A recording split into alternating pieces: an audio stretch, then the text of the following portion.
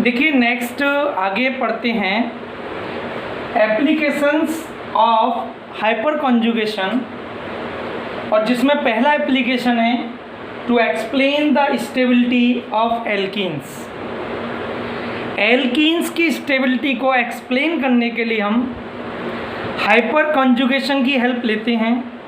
और कैसे देखेंगे आप, मान लीजिए मैंने आपको कहा एक compound CH2 double bond CH2 है, और दूसरा कंपाउंड मैंने सपोज कहा CH3 single bond CH double bond CH2 है।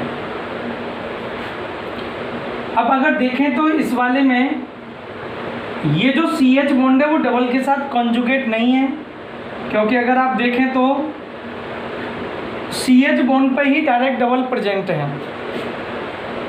जबकि इधर वाले में आप अगर देखेंगे तो आप पाएंगे कि ये जो तीन CH हैं, CH सिंगल डबल, ये तीनों CH इस डबल के साथ कॉन्जुगेट हैं, हालांकि ये CH इस डबल के साथ कॉन्जुगेट नहीं है।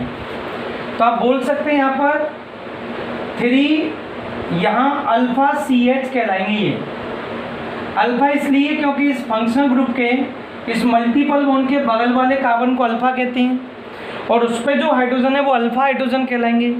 सो यहाँ पर 3 अल्फा हाइड्रोजन है, यानी 3 हाइपर कॉन्जुगेटेड हाइड्रोजन है, तो उसकी वजह से इसकी स्टेबिलिटी बढ़ेगी।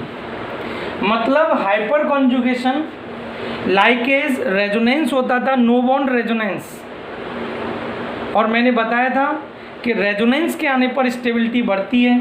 सो यहाँ हाइपर कॉन्जुगेशन आ रहे हैं तो स्टेबिलिटी बढ़ जाएगी। और मैं अगर एक और एग्जांपल दूं तो मान लीजिए मैंने आपको कहा 1 ब्यूटीन एंड 2 ब्यूटीन, 1 ब्यूटीन और 2 ब्यूटीन के अंदर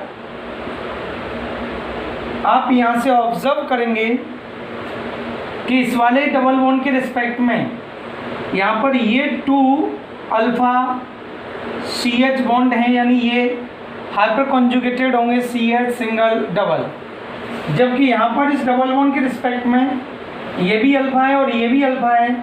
सो 6 अल्फा CH बॉन्ड होंगे, और आप देख सकते हैं कि 6 अल्फा CH वाला मोर स्टेबल होगा। सो कंक्लूजन ये आया कि stability of alkene directly proportional with hyper conjugation, यानी जितना हाइपर कॉन्जुगेशन ज़्यादा होगा उतना ही एल्कीन की स्टेबिलिटी ज़्यादा होगी। और दूसरी चीज़, एल्कीन की स्टेबिलिटी को हाइपर कॉन्जुगेशन से ही एक्सप्लेन किया जाता है।